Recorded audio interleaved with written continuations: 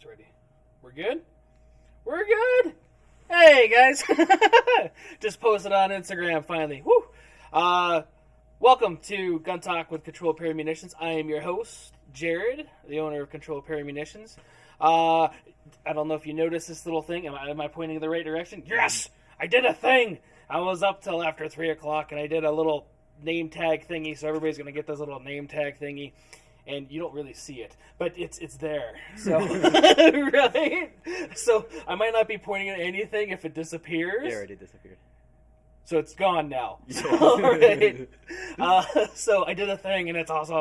And I don't know if you guys noticed or not, too. I put little linky thingies that flip around on the start, which is awesome. And yes, so been trying to do some improvements. Hope you guys like that.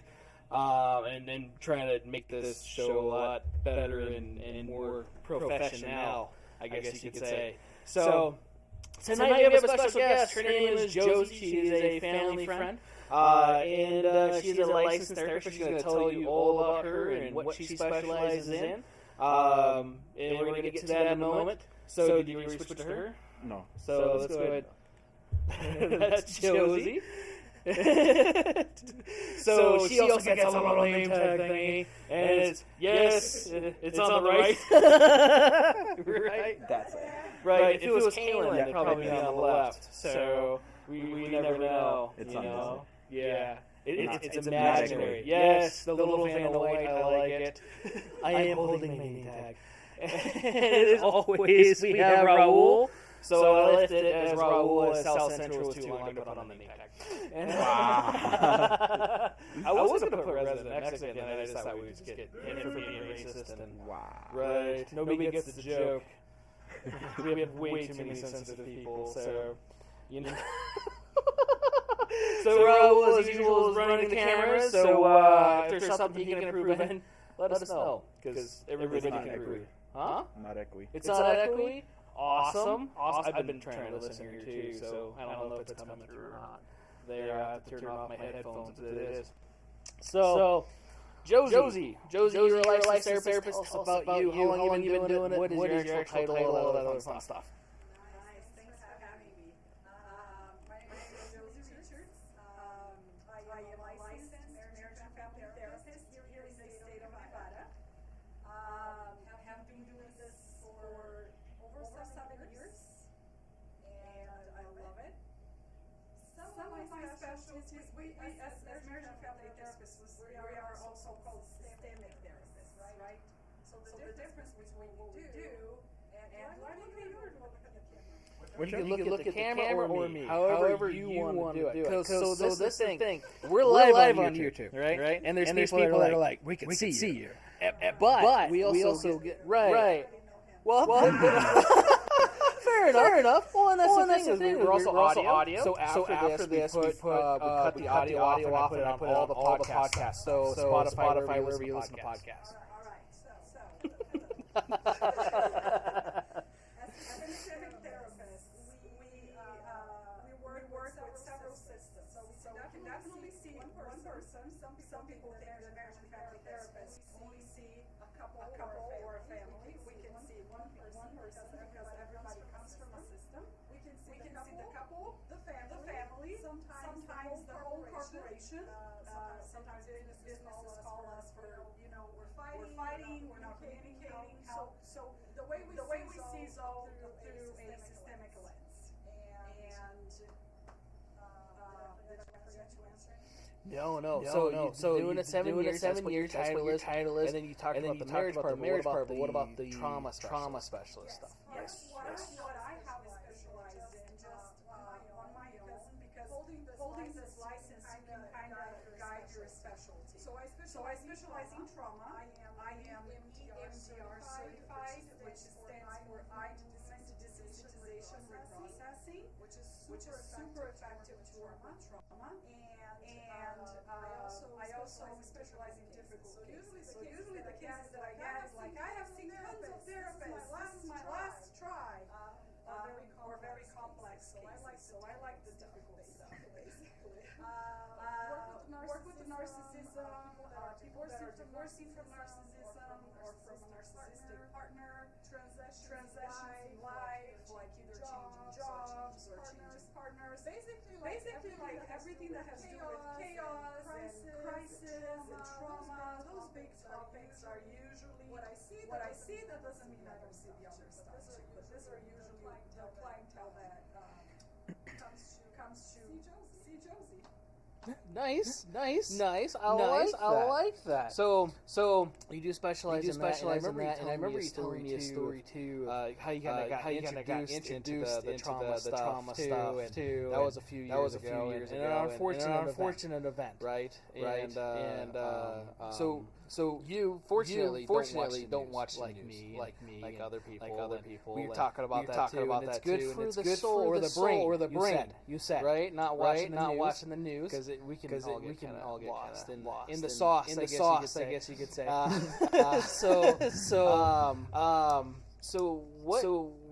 did that all start? Right. So number one, I don't think watching the news is for everybody, or not watching the news. Right. I don't think we all fit in just one criteria, right? For me, I was visiting my mom's house, and we are from Brazil, and she had the Brazilian news, and this was about 7 years ago, and the news was related to a kiddo that someone broke into the house and did horrible things, and I literally cried for 6 months, and I decided news are not for me. So ever since I have stopped watching the news, people around me kind of give snapshots of what's happening. When something is important and big, of course I go and I do my own research, but it's separate from I'm watching the news. Because here is what happens. Our thoughts are formed by our five senses. So the things that we see, smell, taste, hear and feel, those are the things that form our thoughts. Because our five senses, they are the bridge between us and the world. So what we are seeing, hearing, feeling, smelling, all of those things create thoughts. And if you are like me, a little bit oversensitive, especially depending on what kind of news you are watching, and you feel like, man, I'm super anxious, or it's been a while since I was able to sleep. I would say you don't have to go like I did, full blown, don't watch it anymore. You can like pause for a little bit, get your brain back in track, and then kind of filter what you are seeing.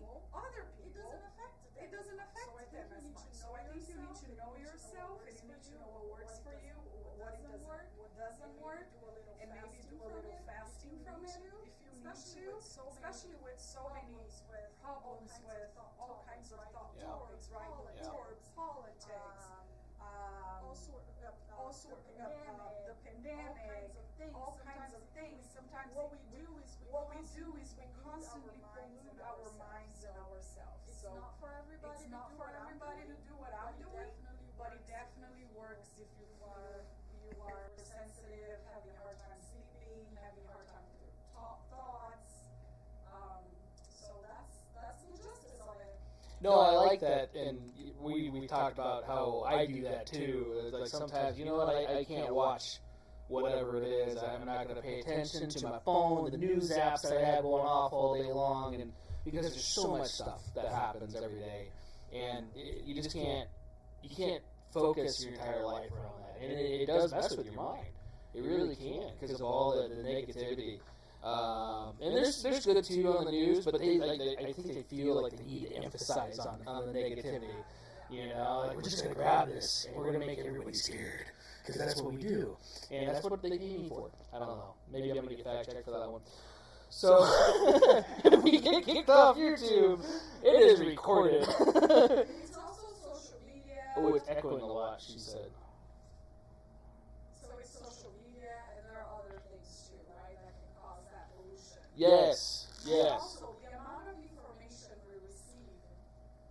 Years ago, it took us like 10 years for us to get some of the information that we get today in one day. So our brain is being overloaded with information all the time that we were not like built for it. Yeah. Sorry, I'm trying to fix our audio.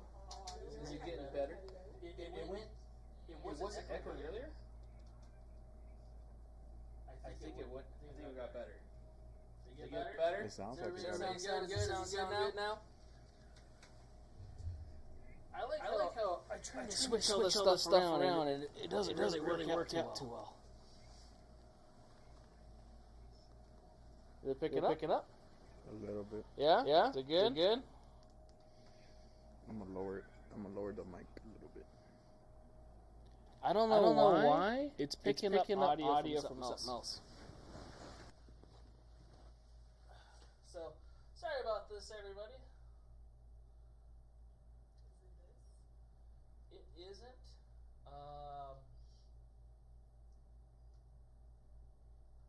So, it's picking up another mic randomly.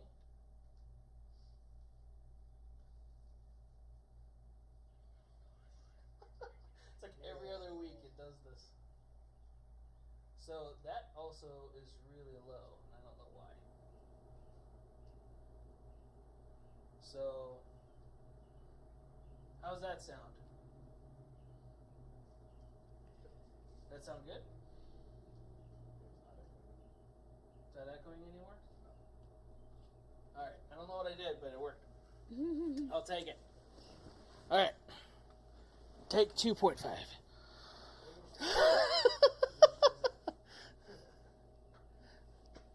Is it all better? Is it all good? So wait. Welcome, Josie. Thank you. Right. My name? Right. The name, yeah. Start over. That was like 16 minutes, man. So, yeah, you specialize in the trauma stuff. We just talked about all that. And why you don't watch the news. And again, okay, yeah, it sounds a lot better. I just finally caught up. There's a delay.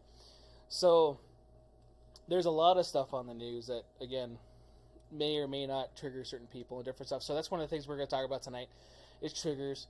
And then some of the news that we talked about you had no idea about was the recent mass shootings that just happened this last weekend that everybody's talking about it, right? Well, at least only a couple of them. Well, I was informed of it, but right. I asked for not details. Right. And that's, not a bad thing. That's your choice. So, and I don't know all the details because, like everything else, there's little bits of this, little bits of that, and the research that you do, and I'm glad that you do your own research, and I applaud you for it because it's hard to get, there's a big word and I failed English, but it's viable information. Yes. It was actually starting with a C. I don't know how I got to V. It's probably because it's next to it in the keyboard. Don't ask questions. So, my brain's messed up, so I probably should donate that shit to science. But two of the shootings that just happened, Buffalo and Orange County, a lot of people are talking about that.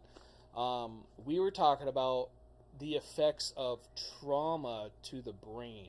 So, one of my questions is what happens to the brain when you have some sort of trauma, some sort of mental trauma? What happens? We're going to go into triggers and we're going to go into the other stuff too, but what happens? Yeah, that's a good question. So, not every traumatic event causes PTSD, right? So, a traumatic event is something that, a traumatic event or a crisis is something that your tools and your knowledge don't work anymore. What you know and what you have at that point doesn't work anymore, right? So, a traumatic event is when you or someone you know, or someone you love, or something close to you has a threat. And then when you have a threat, you're going to respond with normal signs because it's for survival. The primary job of the brain is survival. Number one, love, happiness, all of that comes later. Right? So in a trauma, that survival is being triggered. That survival is being shaken. Now, is that the instinctive defenses that we talked about? the instinctive defenses Yes, will instinctive defenses. Instinctive defenses Remember, will failed kick English. in. Yeah, Yes. because Right? because imagine you're walking on a forest and you see a bear. You're not gonna go like, well, let me think about it. Let me call my mom and see what I should do. The instinctive defenses, which are fight, flight, freeze, attachment, cry, or submit, will automatically kick in for your protection. Right. Most people know just the 3 F's. Right. The fight, freeze, and flight. Yeah, fight, freeze, and flight. Right. Which, and I always say it backwards because, again, my brain needs to get donated. But but there's 2 more. We learned about that, or at least I learned about that the other day. Right. We talked about that. And there is also another study that I didn't bring because I like to bring just things that I'm familiar with. That suggests there is even another one. Okay? Oh. So I like to use this book. This book, you have, there is the website, there if you want to buy it. This one is for therapists because this one is more like in a presentation format. Right. But you also have, which I know they have different coverings, but they're the same. And you guys are going to have my number later. So this one is for survivors. So if you want to study more about this and know, this one is for survivor. Again, they're basically the same thing. This one has a little bit of a different language that is easier to understand if you're not a mental health professional. And they're both available to buy. You don't need to be a therapist to buy. So I just want to say that I'm using the material from this book. It's not my own material that I developed. That would be a copyright. But here are the instinctive defenses, right? So if you're either in a forest and you see a bear, or the trauma events, the shootings.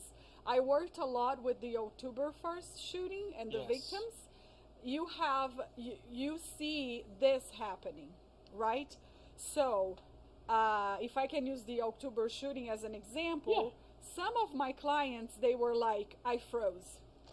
I wanted to run, I didn't. I was just stuck. Others say, I ran, I flee, and I left some loved ones behind. I don't know what I was thinking. Others said, I stayed, and I was trying to find where the shooter was coming, and I was like, the fight, right? Why did I stay? I have a bunch of kids. I should have gone. So it's very clear to see when our brain gets triggered with a traumatic event, something that triggers our survival or the survival of a loved one, these are going to come regardless if you like them or not. And that's why they're called automatic instincts, because they just, or instinctive defenses, because they instinctively or automatically just shoot up. Happen. And it could get really confusing because we may have 2 or more all jumping in at the same time. For me, when I'm in danger, my 2 ones are fight and flight, fight and flee. So imagine what happens inside of me when it's like danger and I want to fight, but I also want to go. So it's like that like song, should I stay or should I go? Thing. Yeah. Should I stay or should I go? I don't know. So these are, and if you want to know more, this book has a cool list. Like you can see the behaviors and emotions of each, so you can kind of see which one you have more. And again, it's not uncommon for us to have more than one. Okay, that's good to know. For those of you that are not watching and weren't able to see the websites, I am going to put the websites down in the description later after I rip the video and the audio out and put it on all the podcast mediums. So that way you guys have that information and be able to get more informed for that. Yeah, so for the people that are not seeing the image, they are fight, flight, freeze, attach cry or attachment cry, and submit. Okay. So attach cry, how does that work? So here are the emotions and behaviors of attach cry, just for us to have an idea, because like you said, we're most familiar with fight, flight, and freeze. Now, English is not my first language. If I try to say it fast, it doesn't work. I can't say it, and it's my first language. Attachment cry. So emotions and behaviors that you see when people have attachment cry, and again, you don't have to have all of them, but you're going to have most of them if that's yours. Clingy, cries out for help, emotional neediness, loneliness, longing, talk to me type of attitude, terrified of abandonment, and waiting by the phone. Okay. Now, the emotions and behaviors of submit, which is also a new one, is collapsed, compliant, excessive caretaking, feels worthless or bad, passive, people-pleasing, self-critical, self-sacrificing, steep in shame, subjudged, submissive, subservient, and trouble saying no. Trouble saying no. Okay. So meaning That's the submit. okay. So kind of just like, it's gonna happen. Might as well take it, and this is how it's gonna happen, and we're good to go. So I can kind of see that in like kidnapping cases and different stuff too. People being a little bit more of that, or you know what, this is and switching into something like that as well. Yeah. And one thing that is good to mention, in trauma work, we refer to trauma as big T's and little t's. So big traumas and little traumas.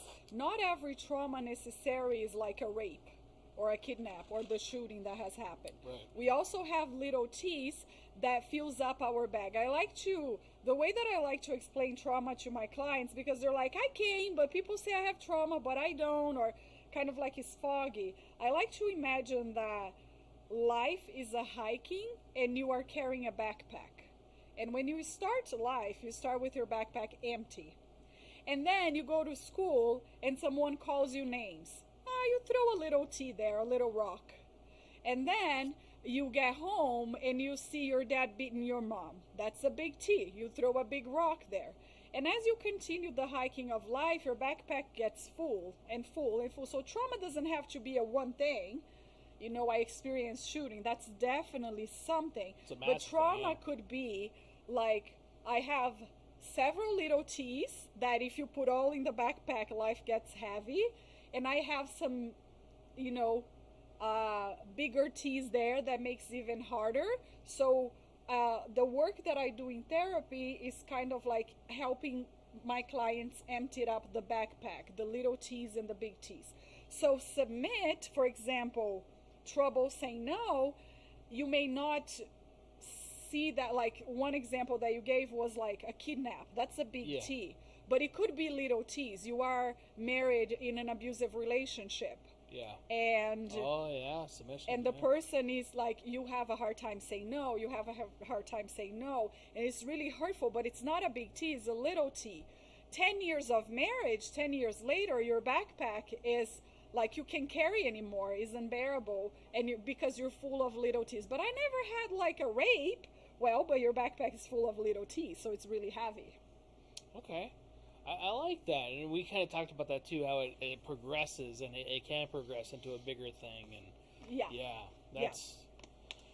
it's good to know, because a lot of stuff that, like myself, I didn't know a lot of that until we talked about that the other day. Would you like me to read the other ones? Yeah. Since I read the first two? Yeah, well, again, those are the two that we didn't know, right. And we should be more familiar with those, because those are the newer ones. Everybody's more commonly known with the fight, freeze, and flight, and or maybe not. So yeah, for sure. Let's start. You choose. Dealer's choice. Let's go to freeze. So, if freeze is your defensive mechanism, the emotions and behaviors you're gonna see are going to be frozen, guarded, heart racing, no voice. So some of them you can see similar. Yeah. Panic attacks. Paralyzed, phobic, terrified, unable to think or act. Okay, and that makes sense because you're technically freezing. You're sitting there, and a lot of people do that. I've seen a lot of people where there's a delay, where they get scared and like, I don't know what to do, and then they react afterwards. So it could be a very sudden thing, or it could be an after thing. I told you I don't like going to haunted houses, and I don't want to because I'm more of a fight. Right. And You're I'm gonna gonna get punch kicked the out. master. Right. I'm gonna grab the bat, and beat you with it. So, and not probably good. They have you sign a waiver beforehand. I've never read it. Right, but I'm pretty sure it says don't beat our employees. You know. So, and I don't want to do that. Yeah. But that's me. I don't run the other way. I jump towards that, and I don't like it. Yeah. So, and it's a good thing and a bad thing in some cases. Yeah. But that's an interesting thing about instinctive defenses, because usually people don't like the instinctive defenses that they have because they think another one would be better. Okay. But the truth is, instinctive defenses are fighting for you to be alive. Rather if it's freeze or fight or attachment cry, that's your way for your mechanism to stay alive. And going back on the example of the October 1st shooting, I didn't have not even one survivor that said, I was proud of what I did. Because in crisis or in trauma, we don't really know what's the right thing to do. Right. So the people that stayed, of course, this is like the small amount of people I saw. Yeah. I'm not speaking like this happens all the time 100%. They're like, why did I freeze? I should have done something. Yeah. The other one that did something said, why didn't I run? I mean, what was I thinking? My mom was at home. And, so everybody was like, I should have helped more people. Yeah. I should have gone back. Yeah. So it's like, because when we're in trauma, what is the right thing to do? Like, there is no right thing to do, because if there was like, oh, this is the right thing to do, and if you do this, you solve the problem, then I don't think it can characterize as a trauma or a crisis or a chaos. Right? And it's like that in a lot of things. Hindsight is I don't know if the devil's advocate is the good way to say that, but it's a thing that plays with our mind, especially after an event. Because I could have did this, I could do that. Exactly. And it could be the smallest thing ever. Yeah. Like, oh, I could have just turned the gas off when I left the house, exactly. or whatever it was. Yeah, you could have. Yeah. But, it didn't, and stuff happens for a reason, and it's hard for us as humans to correlate that with our brains. And I also think, like, we have this drive to be better. Yeah. What can I improve? How can I do better? How can I avoid this trauma next time? So that's why all those scenarios plays into mind. I just want to say again, this material is not mine. So if you have the survival version, that's going to be, everything that I'm reading is going to be on page 13. And if you have the therapist version, which you can have it, you don't need to be a therapist, it's on page 15. Okay, if you decide to buy the book and you want to read, that's where I'm reading from. Now let's go to flight. Okay, so emotions and behaviors of flight would be addicted, ambivalent, binge watching, listening, or reading. So you do a lot of binge watching, watch a lot of TV or social media, listening or reading. Compulsive, eating disordered, foggy, lost in fantasy, numbing behaviors, smartphone checking, spacing out, and urge to escape. Man, that sounds really familiar. All right. So that was me. Which one was that one again? Anyway, this one was the flight. The flight? Oh, shit. Oh, okay. I mean, I'm saying I'm going through a lot of trauma or anything, but, I mean, then again, my phone, oddly enough, is kind of, I never thought that it would be my life, but it runs the business pretty much. Right. So with all the emails and the social media stuff. And so. And again, it's normal as you read... as you read this or you listen to this, it's normal for you to pick one in here and there. Right. Because at times, too, they come all at once. Yeah. But we usually have one or two that are our strongest, our go-to. That doesn't mean that you're not going to identify with here and there things from them. Like, one person usually doesn't have just one, and that's the absolute, always. Yeah. Okay. So the last one is the fight, which is controlling, explosive, full of rage or anger, hostile, hypervigilant, judgmental, rigid, and suicidal. Oh, wow. Which you don't have to have all of them. Right. But, if that's yours, you're going to have most of them. in it. Okay. I was like, God, never thought about doing that. I mean, you know, in the event of somebody like jumping out at me, you know, I don't know, or where a bear is coming after me, I'm just taking wants a hug, you know. All the bears that go, hello, you know, come over here to my little cage with me, and the people that jump in that do, I don't know if you've ever heard of that. There was a couple people, I think San Diego Zoo, even like the LA Zoo, they'd have bears like, hello, oh, they just want to be my friend, and then they'll jump in. I'm not making this up. And they'll jump in and be like, I just want to be, and then, you know, it lights out. Food. Yeah. Right, yeah, future bear poop. That was a young and it's the bear's fault, right? Or Harambe. Remember the gorilla? Poor Harambe. That was the gorilla. I don't even remember what happened. I'm going to get fact checked, so I'm going to leave that one alone. So I should have did research. I didn't even think we were going to get into that part. So PTSD though. So this stuff does happen in an event of, say, a trauma event. The instinctive defenses. So PTSD is something that happens afterwards. Now, we talked about the other day. It took a while for that, but now new studies have shown that PTSD shows up sooner. Correct? Yeah. So the criteria for PTSD is pretty large. So when we want to diagnose something as mental health professionals, what we use is called the DSM-5. Okay. DSM-5, the diagnostic criteria for mental health.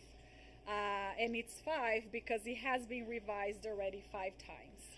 Oh, okay. See, that I was going, okay, 5H? Yeah. How does that No, mental health? we had the first one, and then new research came about because science and computer and the way that we study the brain, all of those things causes for us to go like, oh, we thought we was this, but actually this one fits better. So we have been having revised improvement and changes some criterias, and some we thought it was this, but it was this. So the last one we have is the 5.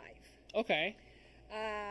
And so you open the DSM-5 and you go through the criterias, right? And we have H until H, from A to letter H of criterias for the DSM-5. So it's not only like, oh, this bad thing happened and I have PTSD. No, you have to go through the criteria, and you have to be having those for at least 1 month. So if you present something yesterday, that does not mean you have PTSD. That means you experience a traumatic memory. Some brains adjust that on its own and it doesn't become a PTSD, and other brains then it becomes a PTSD. One of the biggest criterias of PTSD is that it stops impairing for your normal life. So either school or work, you have a hard time doing things that you had before. And of course, like I said, it goes from A to H, and it's different for kids under 6 and kids 6 and above, all the way to adults. So it's divided in that too. So you need to have those criterias for at least a month. Okay, so that's good to know, because I kind of joked about that reporter the other day when we talked about it, where he shot an AR-15, and it was like, oh, I have PTSD from shooting an AR-15. You remember that from a couple years ago? I think so. Yeah. British. Was it the British guy? British guy. I don't remember who it was.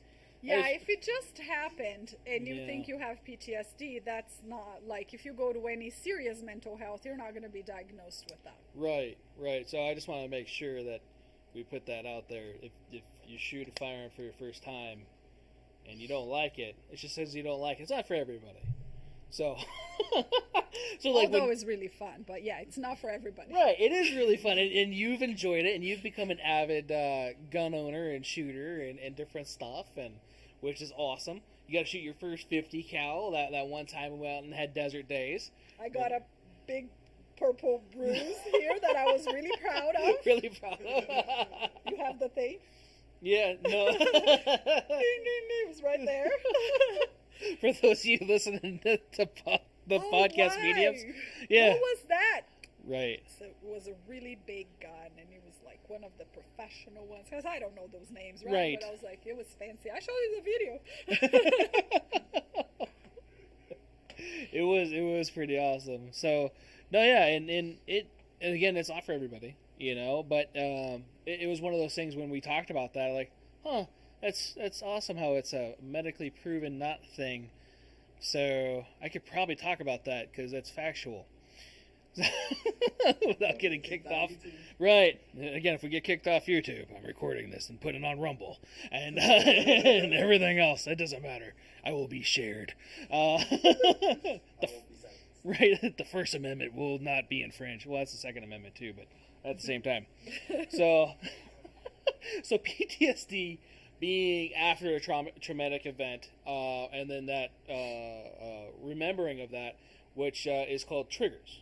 Right? Or a form of a trigger, something that happens in your life to day, whatever it is, that may or may not cause a triggering event. Mm-hmm. So, like I've had military students, for example, where loud noises do that. A lot of guys that come back overseas, a lot of the loud noises, they have to go through a lot of therapy to get back to normalcy. And a lot of people don't understand that. Yeah. So, like, we're in a transmissions class, and it gets really loud in there. We use hammers and big metal benches, and it gets loud, and, like, you might want to bring earplugs, and I'm not trying to be funny for them, but at the same time, like, dude, I don't know how you're going to react, and I'm glad you told me beforehand, because some people know. Some people are like, if this happens, something's going to happen. I don't know what it's going to be, but something's going to happen, and you may not like it. So for some of us, we don't know what our triggers are until something happens, right? So what are triggers, and how can maybe we can identify our own, especially if something were to happen? Yeah. That's a very good question.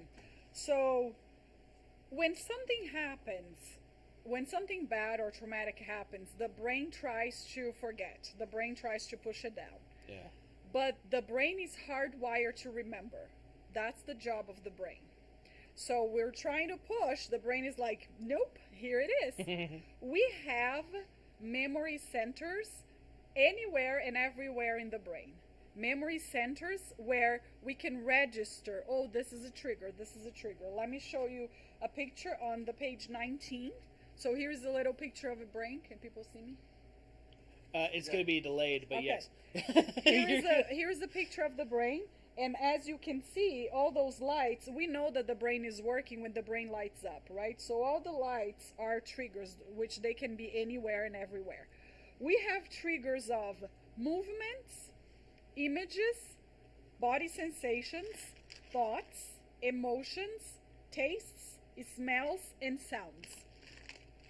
So let me give you guys 2 examples. 3 actually. Supposedly, when you were little, you were bitten by a dog.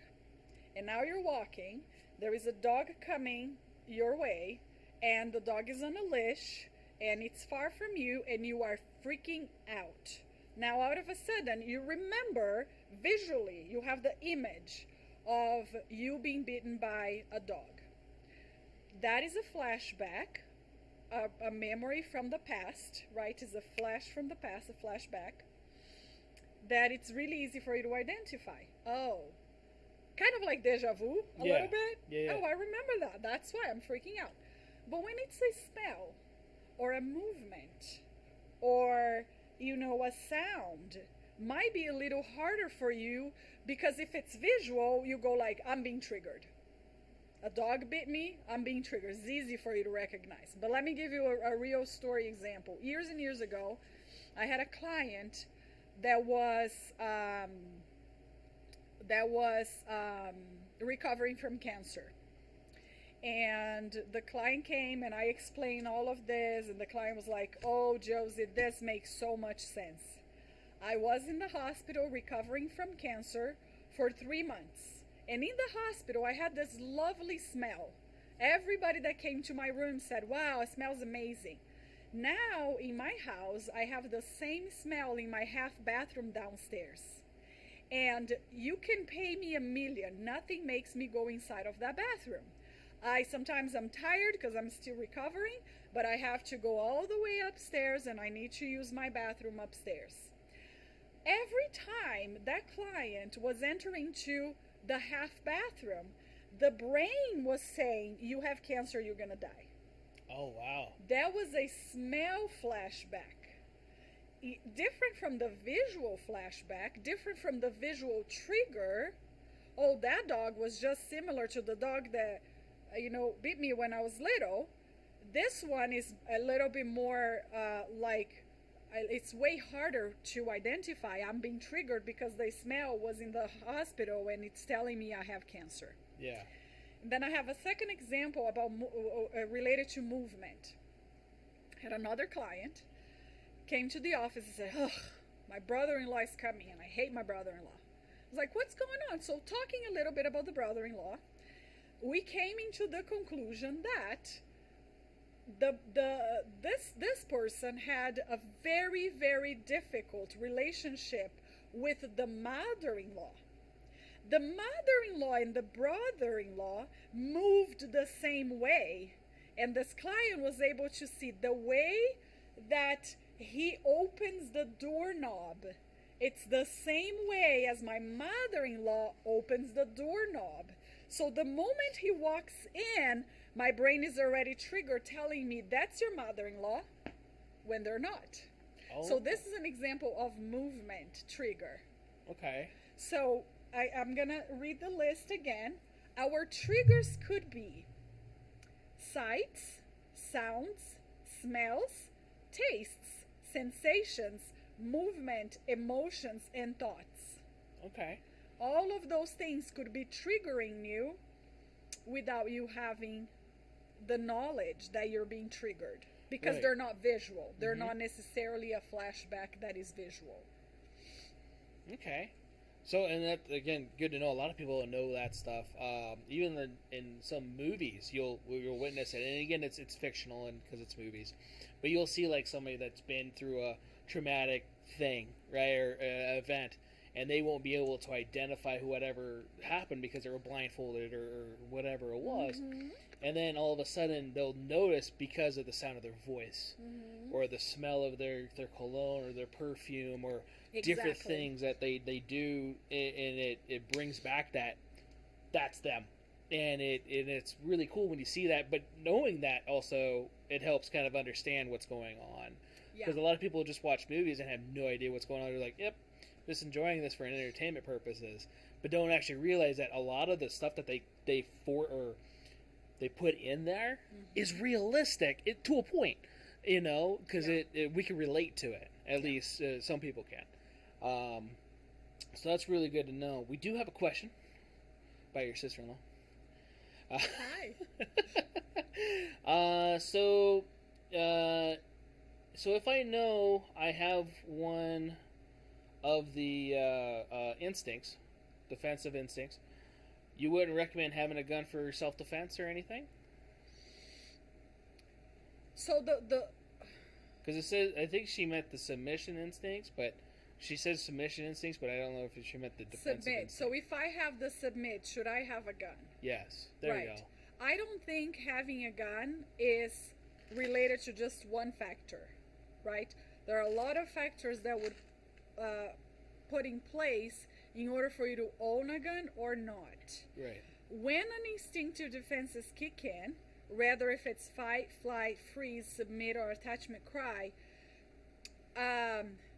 depending on the amount of self-awareness you have, there is not going to be a lot that you can do about that, right? Once you create an awareness, okay, when I'm in danger, this is what I use, this is my go-to, this is what I do, then you can kind of train yourself to go with it, make it work for you instead of against you. But remember that what any instinctive defense is trying to do is to protect you, for you to be safe. So in that sense, I don't believe there is one criteria. If you submit, you need to have a gun. Yeah. There are some people that are submit that having a gun would be a good idea, and there are some people that are submit that having a gun, it's not a good idea, because you may submit so much that you go like, here, you can have Right. it. There's stories of that happening. Exactly. That people break in the house and instead of defending their family, they're just like, well, here you go. What else do you want? Right. And right. Which I don't think there is a good or bad instinctive defense, because if someone is breaking to your house just to get the stuff, oh, you want my computer, take and go, you may have just saved your family versus try to fight them. Right. So I don't think instinctive defense, like I said, when you learn what instinctive defense you have, usually you're not going to like it. Yeah. You think another one is better. Why do I have this one? Right? Unless it's fight, usually the people that have fight are a little bit proud of it. Some people are. Some people are. And like I told you, when I met Danielle and we moved in together, I was always scared of her stepson jumping out at me because he was trying to jump scare me all the time. And I like, one of these times, I'm going to connect and I'm going to not know it's you. And I'm going to feel really bad. Please don't. Yeah. And I was worried, you know, because he's this little kid and he's trying to be innocent and cute and funny. And here I am, obviously a lot bigger than he is, and I'm going to feel like dog shit, you know, if I hit this little kid and on accident, especially in the dark. You know what I mean? And I don't want to do that. And I don't think anybody would like to do that. But I know what you mean. A lot of, I'm this kind of guy. And, you know, I'm very cocky and whatever else. And, right. Yeah, it's probably Which could be really dangerous, right? It can be. Yeah. So I think one thing that is interesting is that when we receive an information, rather if it's like the information is someone attacking you, or a trauma, right? Everything that we see, hear, feel, smell, that's information to the brain. When we receive information, rather if it's in a conversation or a situation that is happening, your brain is going to filter that information through some filters that you have. One of those filters is the filter of information. So now, just watching this podcast, you have had tons of information that maybe you didn't have before. So next time something unfolds in front of you, your brain has one more layer to filter that through. So maybe before you were a person that just submitted, and now you go like, oh, I know that this is what I'm doing, so I can do this instead. Yeah, because we can kind of break ourselves out of that. But like I said, some people have a delay, and then they usually counteract that with another form of the instinctive defenses. To where it's like, okay, I know that this event's going to go on, or this is going on right now, maybe I should do this. Yeah. And we do that naturally without even thinking a lot of times, right? Yeah, it's so fast. Yeah. Right. And so she also just asked about training. So training can make me fight against my instincts, and that kind of goes in with that too. A lot of like muscle memory. So muscles don't have memory. But we use that term as something repetitive. If we're practicing something, if we're doing something over and over again, and we get into that situation of, oh shit, instead of doing whatever our natural defense is, we actually react towards that could be in a positive way and hopefully save somebody, or save yourself, or save your loved ones or whatever, because you already have that in you. And it actually takes over your natural instinct, which is really weird, but you can kind of train your body and your mind to do that. Is that correct? Yes, but I also think that that's a very hard thing to do. It takes time. To go against your instinctive defenses, is it possible? Yeah, military people, for example, go against their instinctive defenses all the time. Yeah. Like the enemy's there and you're going towards, right? Yeah. When I think it's good for us to know what our tendencies are and for us to practice that. But if something really big were to happen, then most likely, unless you have had a severe intense train, you would divert to your instinctive defenses, because that has saved you so far. Yeah. Right. Right. We have that naturally stuff in ourselves, in our DNA, because of survivability since the dawn of man. And I also think that it's important for us to have, as human species, for us to have a mixture of all of them. Imagine if all of us were fighters or all of us were attachment cry, it would be a disaster. So having a cluster of all of them in unity helps us save each other, protect each other in an instance of a shooting or a big disaster. We need the people that flee. We need the people that fight. We need the people that submit. Right. We need the freezers. I think in a combination, I think it's really good for us to have all of them. Yeah, no, and I definitely agree, because if you have just all of one, it's kind of hard to take care of some of the other people that may have been subjected to that traumatic event. So like a mass shooting, and staying there, taking care of people instead of going and fighting, or whatever it is. And even fighting could be taking care of that person. Mm-hmm. It's not actually fighting. It's I'm staying here and I'm taking care of this person right now. I'm not running away. So, and I don't remember if that was part of one of your things, but that could be another form of that, at least in my mind. And I can be wrong, because obviously I'm not a professional, but at the same time, it makes sense in my mind, right? So, I got another question about, and I actually brought this up the other day, and I forgot to add that to my little listy thing that we wrote up the other day about all this stuff, because there's so much stuff. And we could actually be here for hours, and I promise you we'd be here for an hour. So, my first client is at 6 a.m. tomorrow. See, yes, and that's another reason. Like, okay, we're gonna make this short, fast. The last couple podcasts we've been like 2.5 hours long. Yeah, and you could just keep talking, and yeah. It's very easy, especially if it's something you're passionate about. Right. So, we're gonna do different episodes. And I would like to do that too, so we could actually spend time on certain things, and then to where we could get other questions answered too. Maybe not that just got asked today, but people after this, like, hey, I have this question, so leave something down in the comment section, or DM us on Instagram. Yes, comment questions. Down below. Right, down below. And it doesn't have to be right now live. It could be, if it is now live, and I haven't asked that yet, in which we've asked everything so far, I will take a screenshot. And we'll get into that in the next episodes. So before we go, though, and this is, again, one of those things I wanted to write down, and I didn't, was what do you have as far as recommendations or advice for dealing with trauma after a self-defense shooting? So, like, after it happens, it takes a while sometimes for the brain to react, right? Especially some people are different. Some people are kind of immediate. Some people are not. How, and I know we kind of talked about that too, but you also know more about that as far as crisis counselors and at the scene and different stuff like that. So how does that part work? Because a lot of people don't know about that. They know that we have these shootings, or even a lot of people don't even know cops go through that. You know, because cops go through a lot of traumatic events daily that people do not give them credit for. You know, all you see is the bad stuff. You don't see they just walked into a house and the whole family's gone. You know, and you have brain matter all over the place. And you have a family. The first thing you're going to think about is your family, most of the time. Yep. You know, and then now you have to go home to your family and just deal with that. And it's traumatic. So we have crisis counselors for those type of people too. But what, recommendation-wise, besides like yourself, is there places out here, or is there crisis centers, like a national thing or anything like that? So the way that our board is regulated is per state.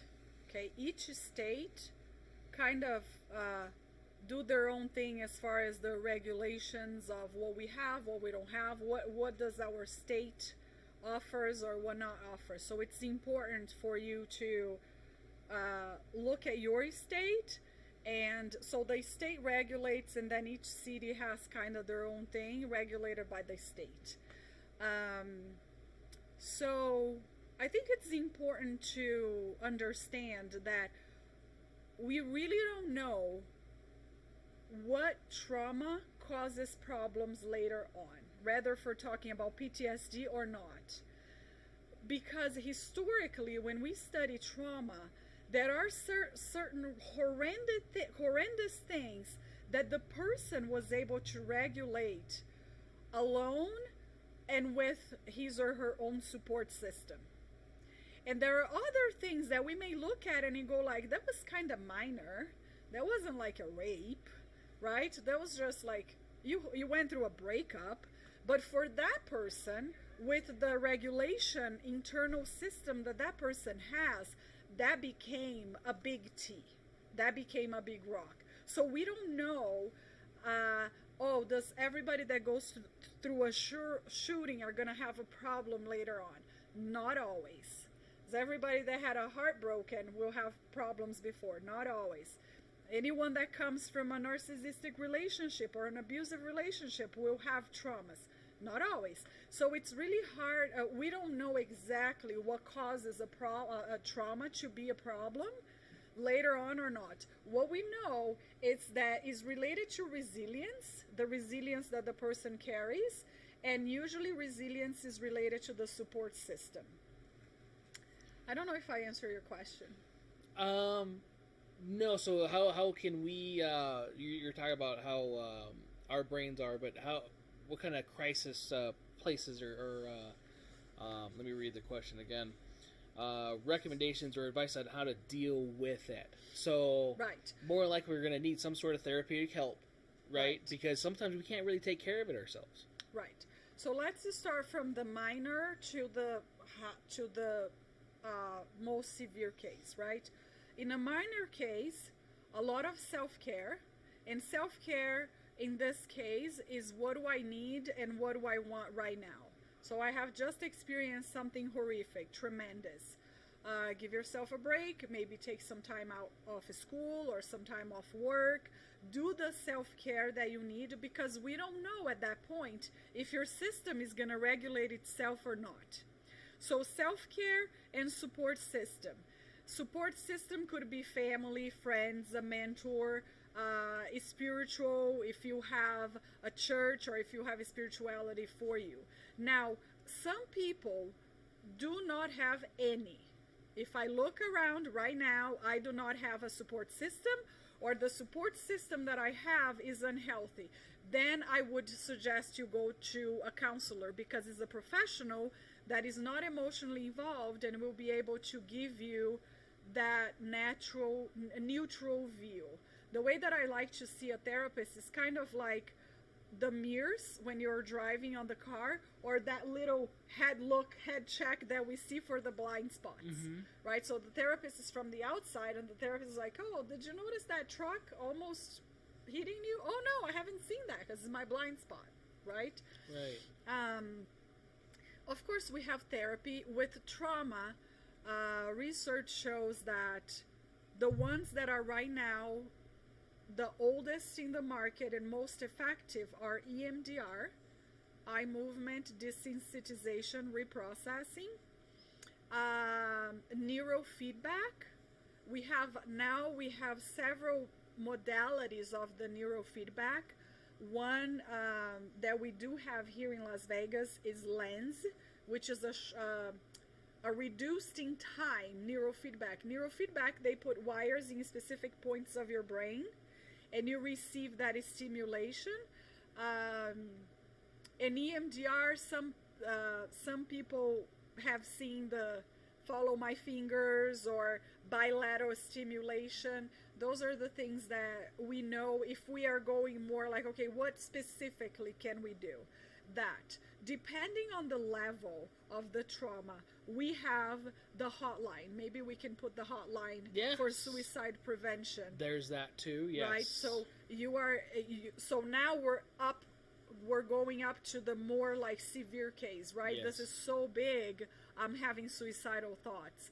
Then the hotline is 24/7, 100% free, and everybody there is highly trained to help you with that one, right? Support groups, support system. So it's all about like, don't do it alone. If you don't have a support system, go to a therapist. Right. But find a support system, right? So because you experienced a trauma, the level of care that you are going to need, it will come with your own observations and see what's working for you and what's not working for you.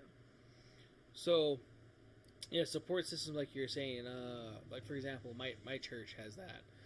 My church, they're chaplains for Metro. So they are a support system. So if you have a church that you're going to, you could use that. Definitely use that. Sometimes family members, could be your support system. Good friends could be a support system. You'll be surprised on how supportive some people can be, especially in an event like that. And knowing that you went through that, like, hey, look, whatever you need, I'll be there. I do that for a lot of friends and especially vets and stuff. Like, hey, you ever need to go grab a beer or whatever, let's go do it. Whatever you need to do, let's go talk. Yeah, that's a great support system. Right. Yeah. And all you need sometimes is just somebody to listen. Listen to whatever's going on. And you don't even have to give opinions. Just to let somebody know that you're absorbing that and you're there for them. That's support. Yeah. And some people are sometimes scared of that. As far as I don't know if I'm going to do it right or whatever. There's sometimes no real wrong way to do it, as long as you're there. Yeah. And if you have somebody there for you, that's awesome. So for sure, I'm going to put the suicide hotline down for that. And I know that there's probably a few more. And depending, I think certain states have certain things. I know there's like a national hotline and different stuff as well. So that's also really good. And I think it also depends on what kind of trauma you were experienced, right? So if you have experienced trauma with a family member is extremely alcoholic, gambled everything, there are support groups for that, right? There are the AA started with a support for alcoholics and now has developed to multiple so many things, like families of alcoholics, people that went through a breakup. So and that's national, right? So anywhere you go, you're going to be able to find some kind of support system. Well, there's other addiction things too, or vices that us humans have, and they have support groups for that. So definitely look for that if you're having those type of things. And sometimes it's hard for us to know that we're having that until somebody does what's called an intervention, if I remember right. Yeah. And sometimes we need that little bit of outside, hey, you have a problem. No, you have a problem. So, right? It's never me. It's got to be you looking at me. Yeah. So, and a lot of times we do that too as humans. So, I definitely appreciate you coming on and giving us all that stuff. We're going to have to actually add all that stuff more later because it did just turn 8 o'clock. Because our YouTube channel is live here Thursdays at 7 p.m. for our podcast, right? Ish. We're on time today, and I'm proud of it. Huh? Because of you? Yeah, okay. So, I'll give you this one. So, we're here live Thursdays at 7 p.m. Live on YouTube. Next week's podcast, we're gonna have Wendy from Sight Shooter. She's gonna be here to let us know what she's doing with training stuff, and she's a really cool lady, and she's gonna bring some guns, and we're gonna talk about that and gun stuff. And yes. Be cool. A lot of guns. You're gonna see her if you've never met Wendy. She's awesome. You're like, wait, she owns guns? Yes. Right. She might have more than the guns. Yeah. That we have in the store. Dude, she has a lot. Well, she has a couple. For anybody listening, she has only 2. The Lake Mead. Right. Well, shit, it's drained. We can't use Lake Mead anymore. We got to use a different body of water. Right, and they just they disperse somewhere randomly. So we're live here. We do take all this and put on our podcast mediums. I do need to do the coffee and questions again. So that's another podcast branch that we have. Maybe we can even do an audio thing of that too as well, to where we can have different questions about trauma.